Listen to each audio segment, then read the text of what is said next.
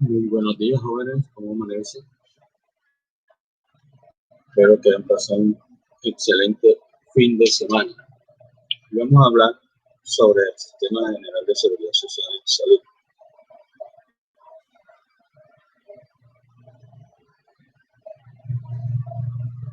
Normalmente hablamos de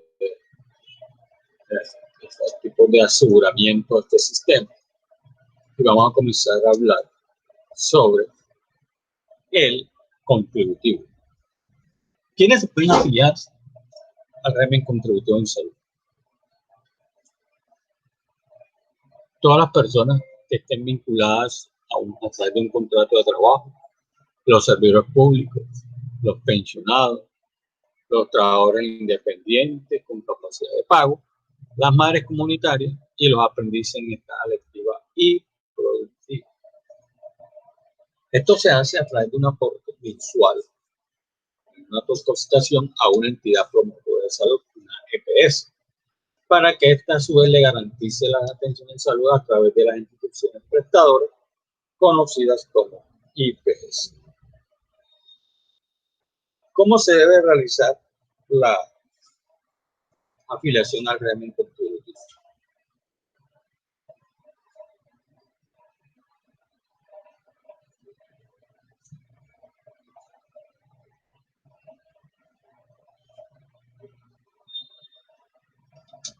Si se trata de un empleado dependiente, la responsabilidad de la afiliación es del empleador, pero el empleado es el que coge la EPS de su elección y este se lo comunica a su vez al empleador junto con los datos de su familia, es decir, para hacer el paquete familiar. Igualmente sucede con los aprendices en etapa lectiva y productiva.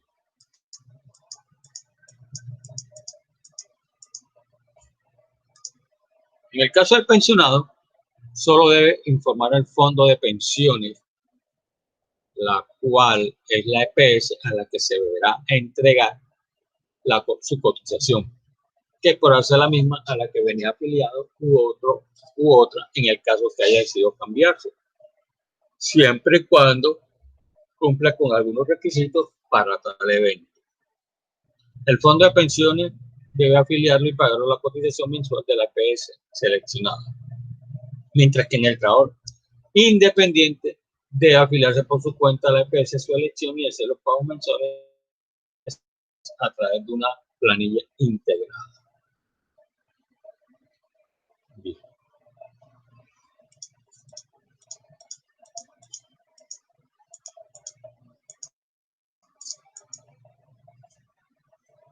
¿Quiénes de la familia se puede afiliar en calidad de beneficiario en el régimen contributivo? Al cónyuge, compañero o compañera permanente de afiliado, independientemente de que sean del mismo sexo. Los hijos menores de 18 años de cualquiera de los cónyuges, incluyendo los adoptivos que hagan parte del núcleo familiar y que dependan económicamente de esto. Los hijos de cualquier edad con incapacidad permanente o aquellos que tengan menos de 25 años que sean estudiantes con dedicación exclusiva y dependan económicamente del afiliado.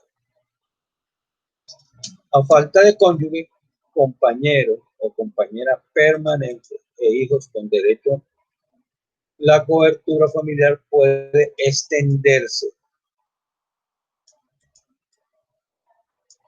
a los padres del afiliado que no sean pensionados y que dependan económicamente de eso.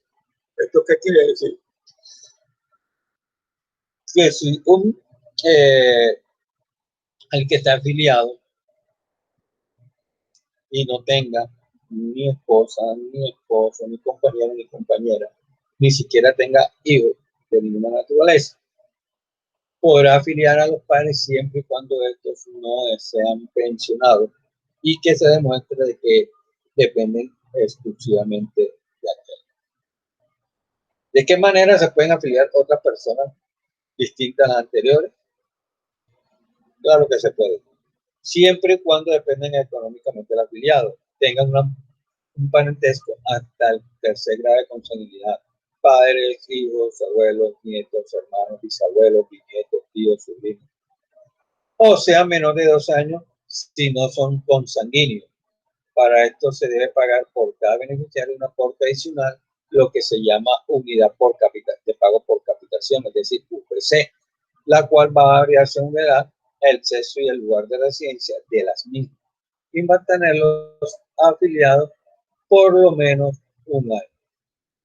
No se puede incluir como afiliado adicional a personas que tengan capacidad de pago aquellas que se encuentran afiliadas al régimen subsidiado o al régimen de excepción, salvo que demuestren que están desafiliados a dicho sistema.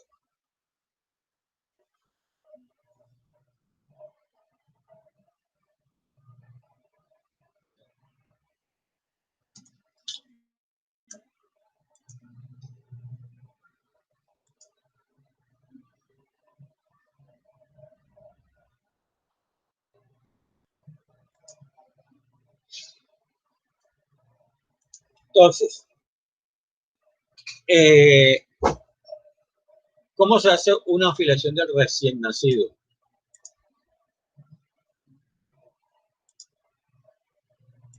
¿Cómo se hace? Todo recién nacido automáticamente queda afiliado a la EPS a la que pertenezca la madre, independientemente del régimen al que está pertenezca, por lo cual va a estar únicamente con el certificado de nacido vivo.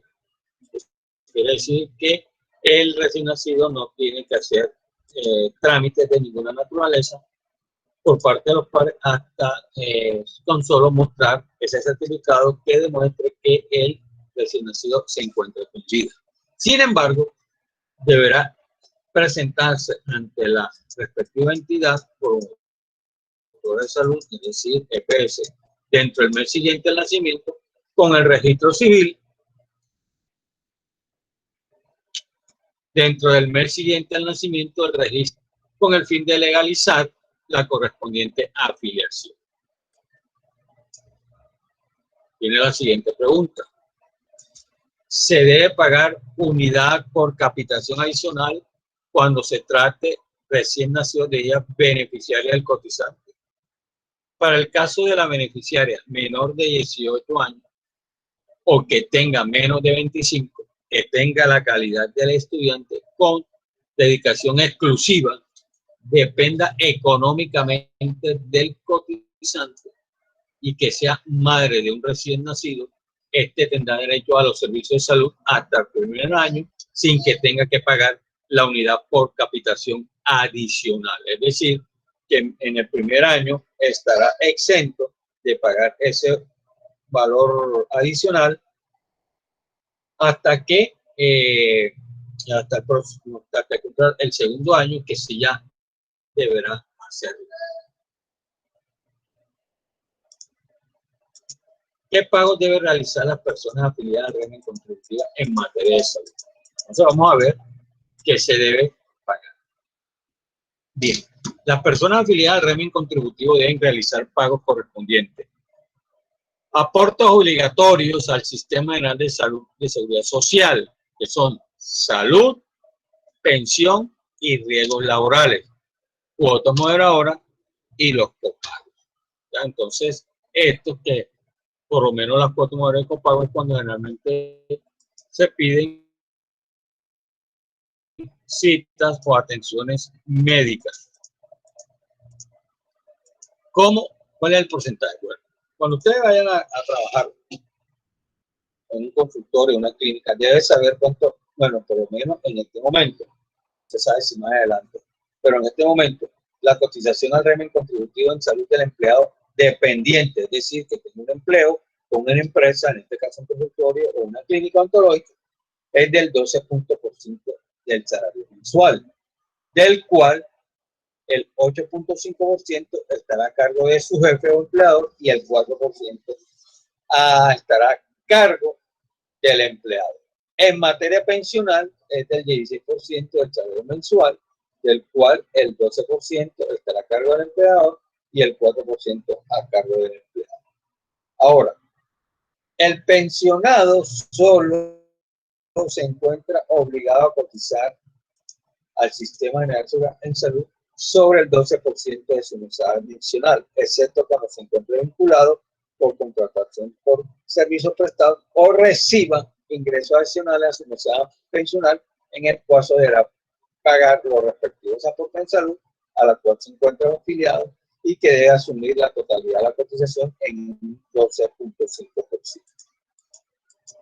Ahora, en el trabajador independiente, como en el caso mío, debo pagar mensualmente la totalidad de la cotización, que es el 12.5% del ingreso base de cotización del sistema social en salud, que en este caso es el salario mínimo.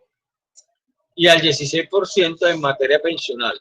Los independientes vinculados por prestación de servicios deben cotizar tanto en salud como pensión sobre el 40% del valor mensual bruto del contrato, sin que el salario base de cotización sea inferior al salario mínimo legal mensual vigente. ¿Qué quiere decir esto? Si uno gana por lo menos 2 millones de pesos, sería el 40% del salario. Sería el 40% por 2 millones, son 800.000. ¿Ya? Básicamente estaría por debajo del salario mínimo legal mensual vigente. Por lo tanto, no estaría obligado a pagar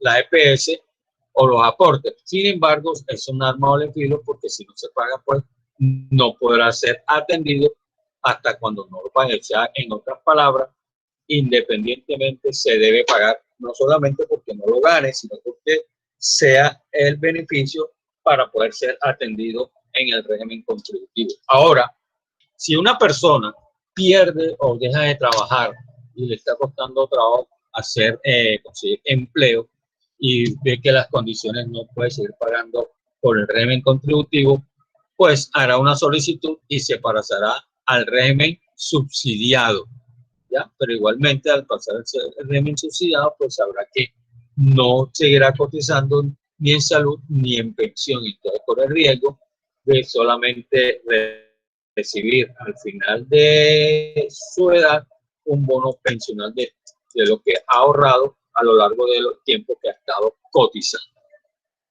Si se perciben ingresos adicionales a la mesa pensional o como trabajador independiente, se deben realizar aportes al sistema legal sobre dichos valores. Claro, un ejemplo. Te lo voy a decir de esta manera. Yo me gano X en Cisco. Yo pago sobre ese valor. Pero si yo estoy trabajando en el consultorio, tengo que adicionar esos valores para poder pagar el resto de la pensión. El resto de la mensualidad que en salud y pensión.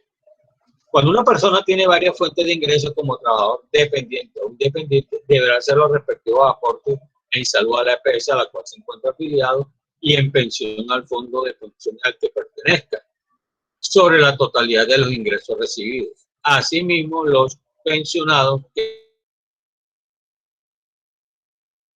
reciben ingresos adicionales a su mesada pensional deberán hacer los respectivos aportes a la EPS donde se encuentran afiliados sobre el 12.5% de la totalidad de los ingresos recibidos. Bien.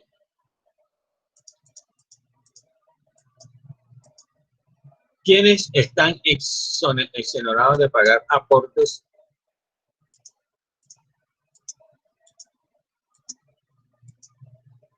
para fiscales y cotizaciones al régimen contributivo en salud de conformidad con el artículo 31 de la ley 1607 del 2012 y el artículo 7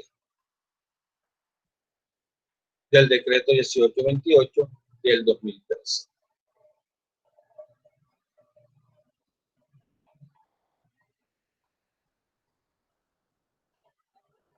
Dice que a partir del 1 de enero del 2014, las sociedades y personas jurídicas y asimiladas contribuyentes declarantes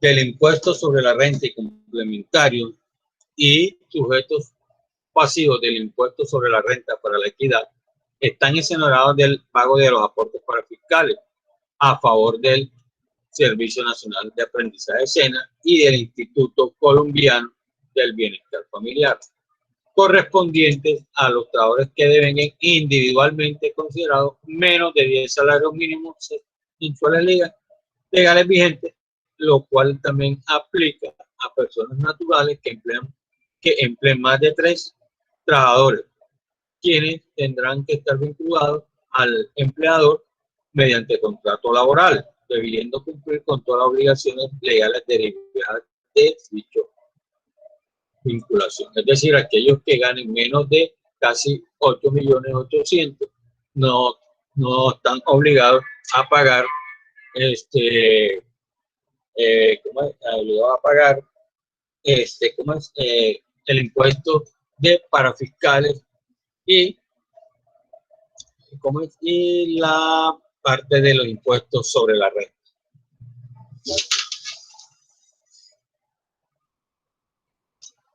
¿Aló? ¿Aló? ¿Aló? ¿Hola? Ajá.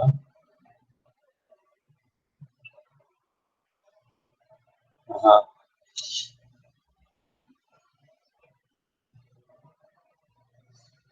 No, si todavía no ha hablado. Usted la llama, mami, por teléfono, ahorita. ¿Oíste? Mami, estoy en clase, por eso te digo que estoy en clase.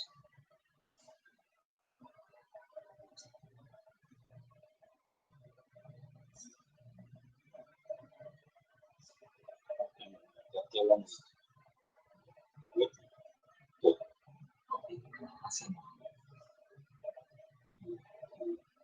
Chao.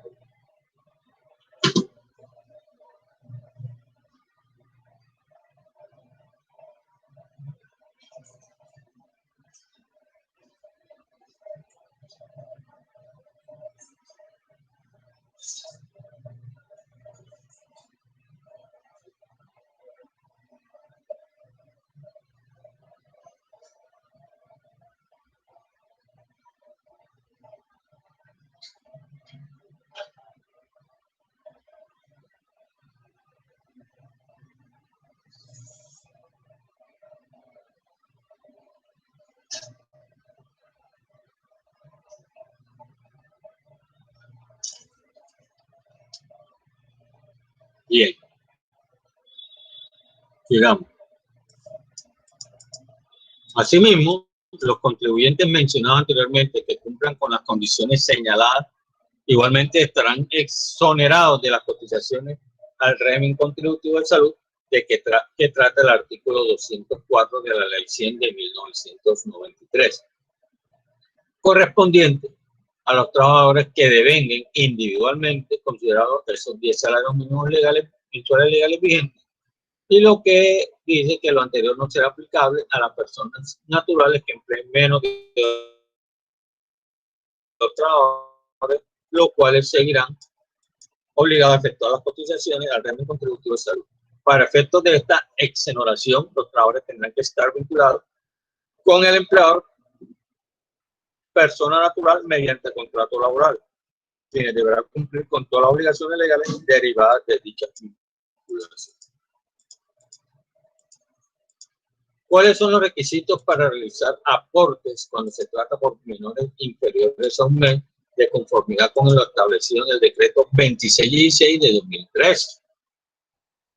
Al respecto, resulta pertinente hacer la salvedad que pese a haberse expedido este decreto, por medio del cual se regula la cotización a seguridad social para trabajadores dependientes, es decir, aquellos que han tenido un contrato laboral, que laboren por periodos inferiores a un mes, se desarrolla el mecanismo financiero y operativo de que trata el artículo 172 de la Ley 450 del 2011, y que se dictan disposiciones tendientes a lograr la formalización laboral de los trabajadores informales.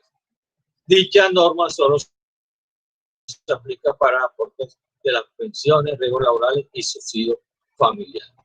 Asimismo, Se va a tener en cuenta que con el fin de poder realizar los aportes de que se trata de este decreto, mediante la resolución número 5094 del 2013, se creó el tipo de cotizante 51, que significa trabajador de tiempo parcial, decretado en el número 2616 del 2013 al régimen, aplicado al régimen subsidiado en salud, el cual solamente podrá ser utilizado por las personas afiliadas al régimen subsidiado en salud y además cumplan los siguientes requisitos. Primero, que se encuentren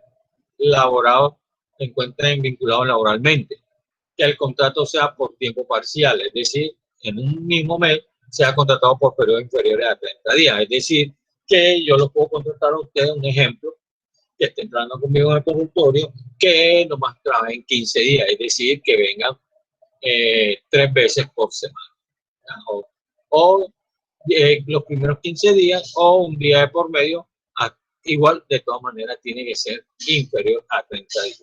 Y que el valor que resulte como remuneración en el mes sea inferior a un salario mínimo mensual en el vigente, es decir, que no se gane más de 936.000 pesos.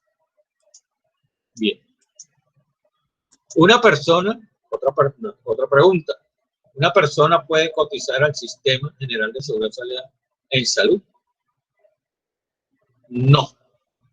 Por la regla general, todas las personas que se encuentren afiliadas como cotizantes al régimen contributivo tienen que hacer los aportes tanto a salud como a pensión, salvo las excepciones de la ley, entre las cuales se encuentran las personas inscritas en el registro independiente de bajos ingresos RIBI desde el 25 de noviembre del 2011 y hasta entra en operación al Servicio Complementario de Beneficios Económicos BEPS.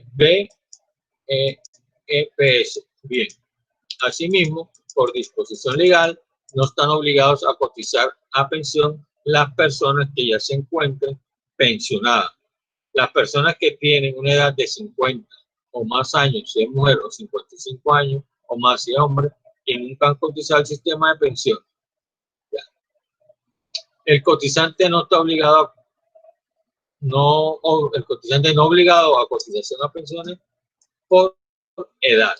El cotizante con requisitos cumplidos para pensión, el cotizante a quienes se le ha reconocido indemnización sustitutiva o devolución de saldo, y el cotizante perteneciente a un régimen exceptuado de pensiones o entidades autorizadas para recibir aportes exclusivamente de un grupo de sus propios trabajadores.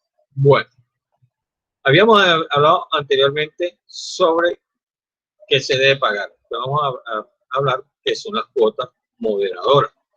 ¿Ya? Es un aporte en dinero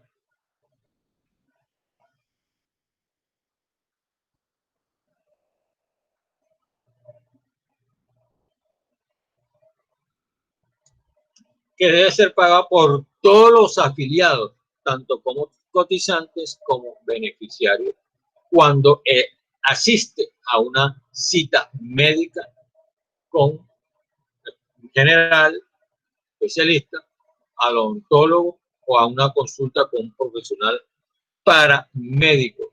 También cuando se reciben medicamentos, al tomarse exámenes de laboratorio o radiografías de tratamientos ambulatorios.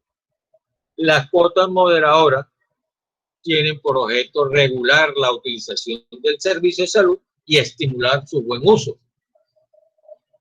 Su valor varía de acuerdo con el ingreso base de cotización del trabajador dependiente o independiente. ¿Por qué se colocaron las cuotas moderadoras y copagos? Eso tiene su historia. Anteriormente existía el Instituto de Seguridad Social en Salud. Para aquella época no existían esas cuotas, solamente se asistía a la cita y ya, y no había como decirle una multa si usted no asistía a la cita. Hoy en día sí. ¿Qué sucedió? Pues eso se prestaba para que algunos trabajadores, cuando habían ingerido alcohol en algún día de la semana o un fin de semana y tendrían que ir al médico, lo iban era para que le dieran una excusa médica por X o cualquier situación que se le presentaba. A raíz de eso, ¿qué hizo el gobierno? Le dice que comenzó a cobrar eso. ¿Para qué? Para evitar todas esas cuestiones. Y a la larga dio resultado, porque ya no hay que pagar una cuota moderadora por algo que usted no tiene, ¿ya? Entonces hay que tener en cuenta eso, ¿ya? Bien. Las cuotas moderadas tienen por objeto regular la utilización del servicio de salud y estimular su buen uso. Su valor varía de acuerdo con el ingreso de base de cotización del trabajo, dependiente o independiente. Se debe pagar cuotas moderadoras cuando se hace la atención inicial de urgencia, no se cobra, a no ser que el profesional de la salud determine que el servicio solicitado no era por una verdadera urgencia. A eso es lo que yo me refería cuando anteriormente se pedía una cita diciendo que era una urgencia y a la larga no era, y entonces no se cobra, hoy en día se cobra. Tampoco se cobra cuando el usuario forma parte de un programa especial de manejo de enfermedades específicas. En el caso mío, que manejo de hipertensión, pues yo no pago cuota moderadora porque estoy en el programa especial de presión arterial, en el cual se debe seguir un plan rutinario de actividades de control, ejemplo, como le decía, la hipertensión arterial o la diabetes. ¿Qué son los copagos y quiénes deben pagar?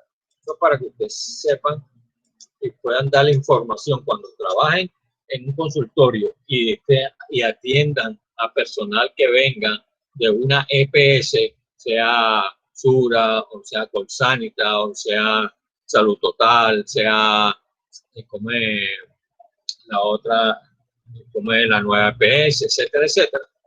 Entonces, usted sepa decirle al paciente qué es lo que debe pagar, cuánto debe pagar y si paga o no paga. Son los aportes en dinero que debe realizar únicamente los beneficiarios, de acuerdo con el ingreso base de cotización de la afiliado cotizante, los cuales corresponden a una parte del valor del servicio prestado y tienen como finalidad ayudar a financiar el sistema. Los copagos tienen un tope por la atención de una enfermedad en el mismo año calendario y un tope máximo acumulado por atención de dicha enfermedad. Ahora, ¿en qué caso se debe pagar copagos? Vamos a ver aquí unos casos en los cuales se debe y en los casos no se debe. Los copagos se aplicarán a algunos servicios de salud contenidos en el POS, plan obligatorio de salud, como hospitalización, procedimientos o tratamientos quirúrgicos.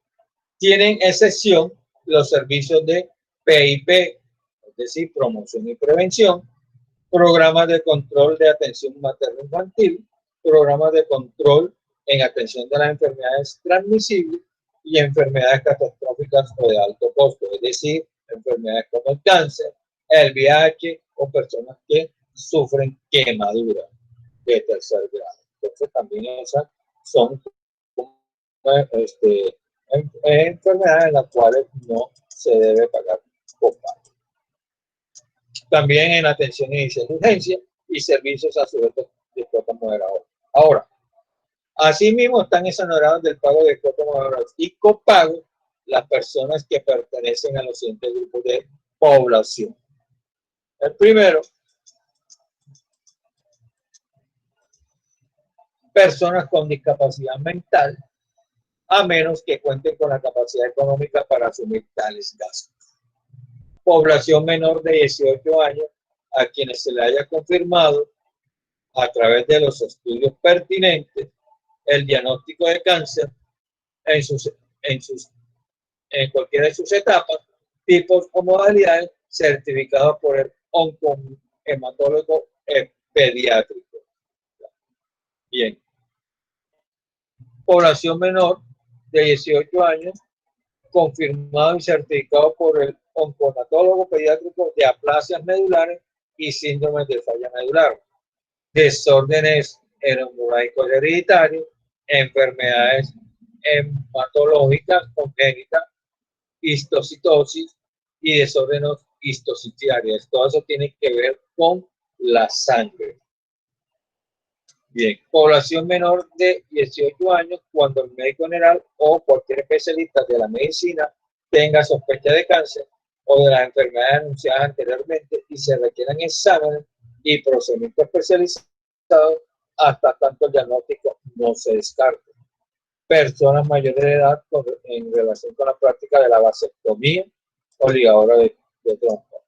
Si no entiende, la vasectomía es cuando al hombre se le hace un sencillo procedimiento para que no pueda embarazar a una mujer, y en la ligadura de trompas para que la mujer no quede embarazada. Niños y niñas y adolescentes del ciclo 1 y 2 con discapacidades físicas, sensoriales y cognitivas. Sensoriales, es decir, que tiene que ver con la sensibilidad y cognitiva con el cerebro humano. Enfermedades catastróficas que ya la hablamos y ruinosas que sean certificadas por el médico tratante respecto a los servicios y medicamentos de la parte especial y diferenciada de plan de beneficio. Niños y niñas adolescentes víctimas de violencia física o sexual y todas las formas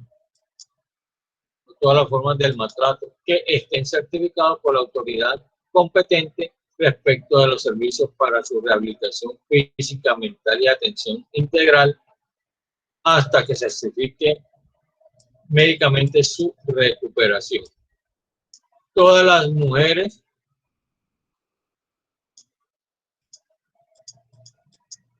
víctimas de violencia física o sexual que estén certificadas por la autoridad competente respecto a la prestación de servicios de salud física, mental,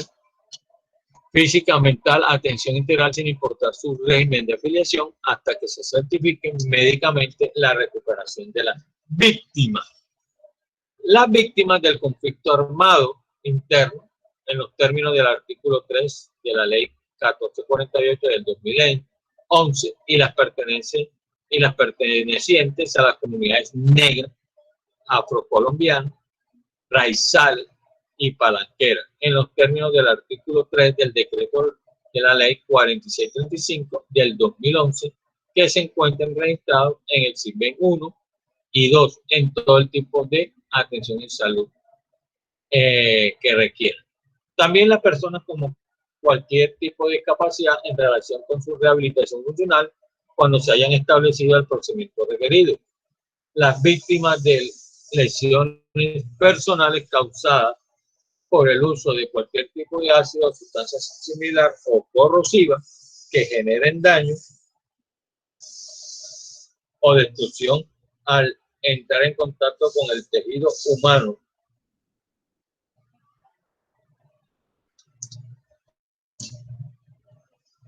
Y generen algún tipo de deformidad o disfuncionalidad respecto a los servicios, tratamientos médicos y psicológicos y procedimientos e intervenciones necesarias para restituir la fisionomía y funcionalidad de las zonas afectadas. Se pueden cobrar simultáneamente por la prestación de un servicio cuota modal de psicopago. En ningún caso podrán aplicarse simultáneamente para un mismo servicio. Copagos y cuotas moderadoras. ¿Cuál es el valor de los copagos y las cuotas moderadoras?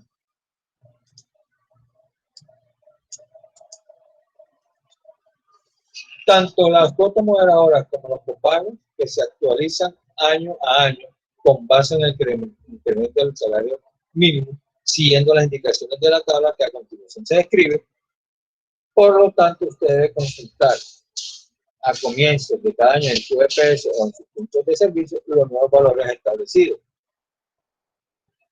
Existen tres categorías: la una, que es menor a 2 salarios mínimos legales mensuales vigentes, que corresponde al 11.7% del salario; entre 2 y 5 salarios, el 46.1% de un salario; y el mayor de 5 salarios, que es el 121.5% de un salario mínimo legal mensual vigente.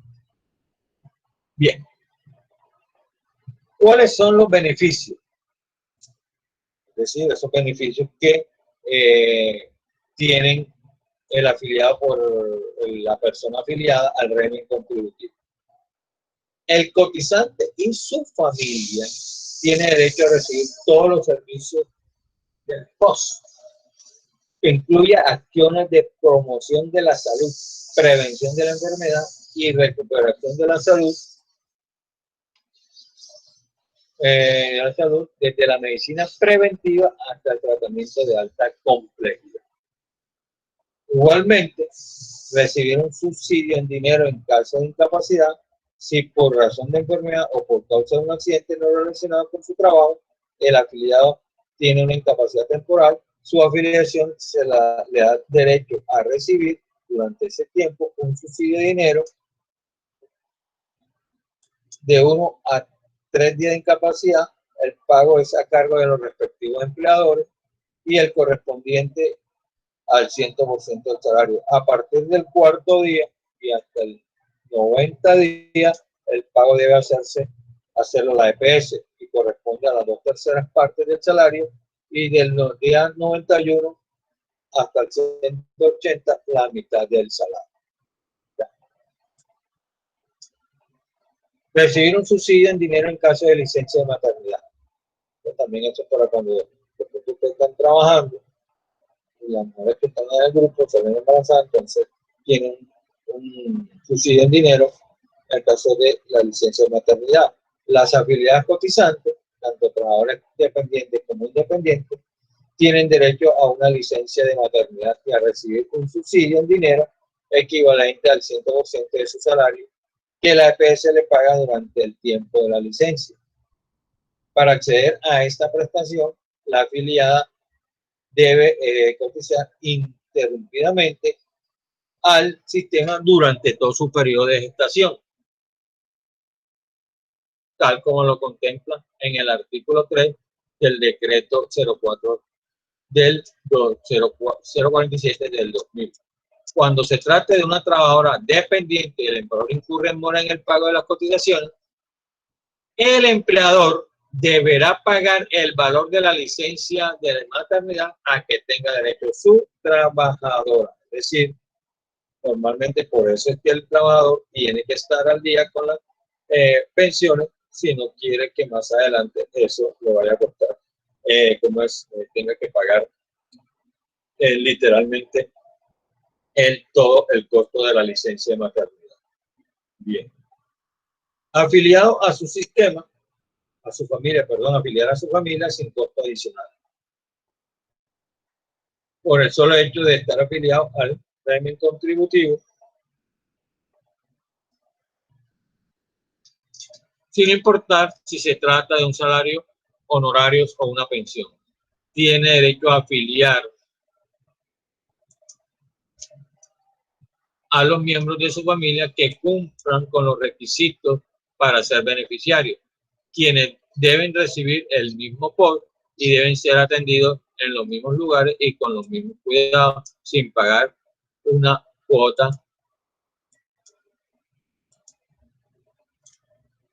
de cotización adicional. Bien. ¿Se pueden exigir periodos mínimos de cotización para la atención de las enfermedades? No. De acuerdo con el artículo 32 de la Ley 1438 del 2011, desde el 1 de enero del 2012, no existen periodos mínimos de cotización en el sistema en salud para ningún servicio ni procedimiento, la cual no puede confundirse con la cobertura de servicios, que para el caso del trabajador dependiente, salvo en el tema de urgencia inicial, una vez transcurridos los primeros días después de la afiliación. ¿Qué quiere decir eso? Usted podrá recibir todos los servicios, es decir, cita y todo lo que usted desee, un mes después de haberse afiliado. Solamente al afiliarse en las primeras 4 semanas o en los primeros 30 días, solamente podrá ser atendido por urgencia. ¿Por qué? Porque así está establecido en la ley.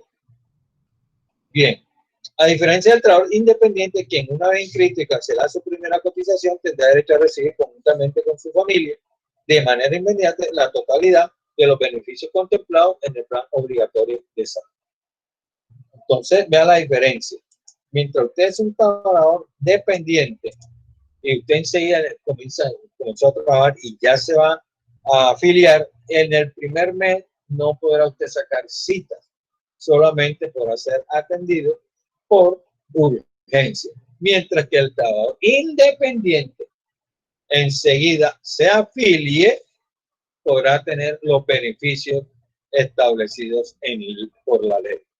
¿En qué consiste el periodo de protección laboral?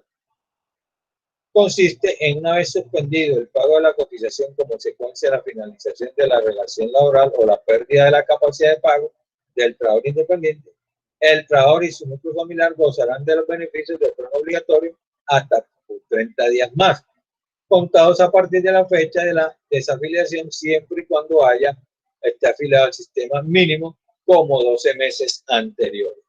Por lo cual debe tenerse en cuenta que dicha afiliación debe ser sido continua e interrumpida. Es decir, cuando hablamos de 12 meses, hace referencia a un año. Ahora, cuando el usuario lleve 5 años o más de afiliación continua en una misma entidad programa, tendrá derecho a un periodo laboral, un periodo de protección laboral de 3 meses, contado a partir de la fecha de su desafiliación. Es decir, que la persona, al ser desafiliada, podrá ser atendida en los próximos 3 meses a partir de esa fecha de desafiliación. ¿A qué atención se tiene derecho durante el periodo de protección laboral? Vamos a ver qué dice. Los beneficios durante el periodo de protección laboral consisten en que el afiliado y su familia solo serán atendidas aquellas enfermedades que venían en tratamiento o aquellas derivadas de una urgencia. En todo caso, la atención solo se prolonga hasta la finalización del respectivo periodo de protección laboral. Las atenciones adicionales, aquellos que superen el periodo descrito, correrán por cuenta del usuario. Es decir, que si se están en un tratamiento y el tratamiento avanza y continúa y no se ha terminado, pero la protección laboral sí, entonces el usuario tendrá que pagar de su bolsillo hasta la terminación del tratamiento. Bien. ¿En qué caso se puede suspender la afiliación al Sistema General de Seguridad Social?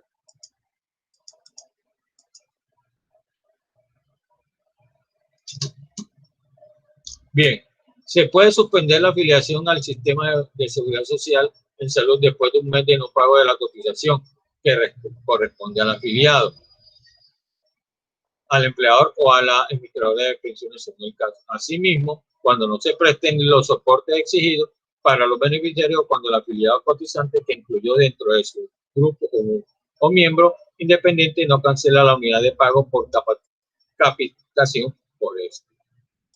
Bien. Es decir, la EPS podrá cobrar multas de inasistencia médica programada. No.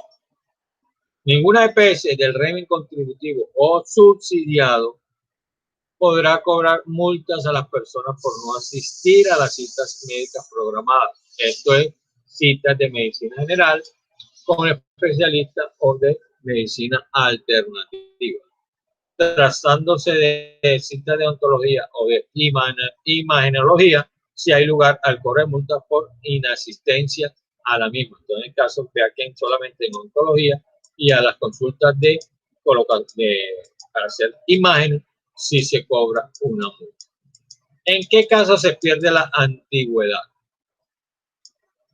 En ningún caso se pierde la antigüedad debido a que no es procedente para la atención la exigencia de periodos mínimos de cotización ni por periodos de carencia, lo cual de conformidad con el párrafo transitorio del artículo 32 de la ley 1438 del 2011.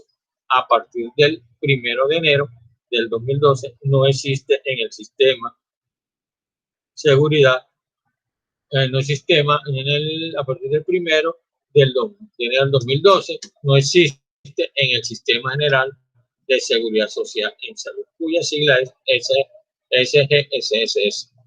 Bien, eso eran afiliaciones individuales. Vamos a ver qué son las afiliaciones colectivas. Es un mecanismo de afiliación concebido únicamente para los trabajadores independientes, asociados o agremiados a través de entidades autorizadas para ello por el Ministerio de Salud y Protección Social. ¿Quiénes pueden realizar afiliaciones colectivas?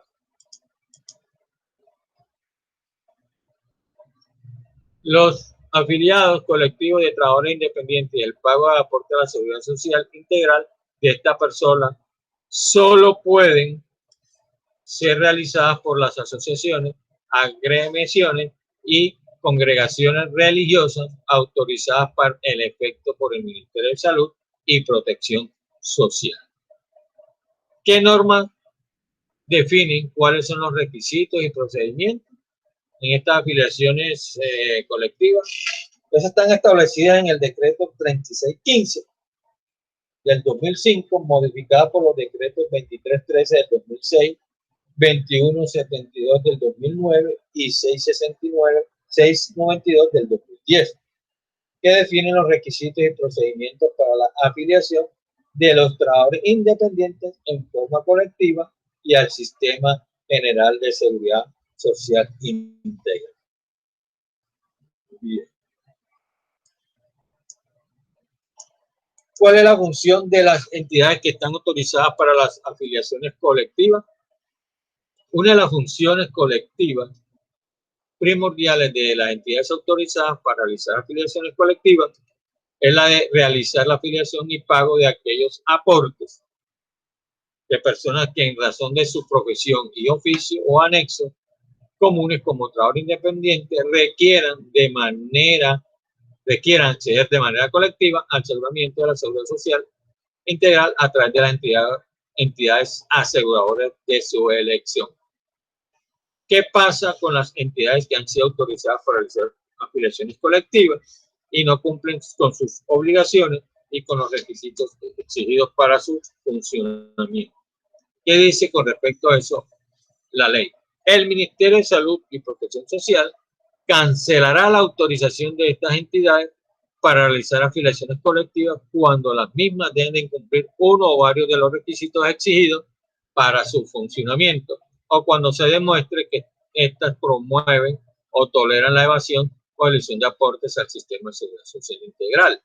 Para ello, el Ministerio ejerce una vigilancia especial sobre las entidades autorizadas en el sentido de verificar permanentemente el cumplimiento de los requisitos de autorización y de la revisión de los informes trimestrales que están obligados a rendir.